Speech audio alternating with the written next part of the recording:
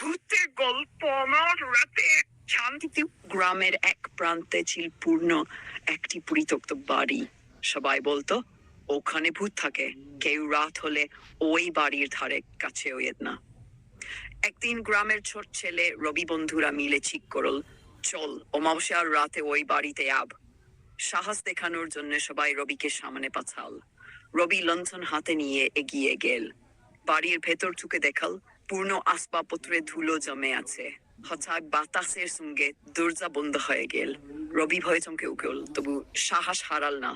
ঘরের কোণ থেকে একটা অদ্ভুত বৌদ্ধ মানুষের মতো বেরিয়ে এল।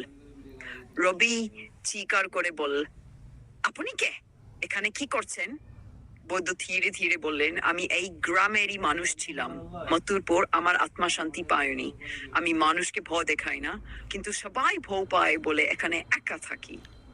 রবি বলল, আপনার আত্মার শান্তির জন্য আমরা কি করতে পারি? বৌদ্ধ বললেন, আমার পরিবারের সঙ্গে ভুল বোঝাবুঝি হয়েছিল, তাদের কাছে ক্ষমা চাইতে পারিনি, তুমি তাদের বলবে। পরদিন রবি খবর দেয়, প্রার্থনা বৌদ্ধের আত্মা শান্তি পায়। জীবন সহজ হবে।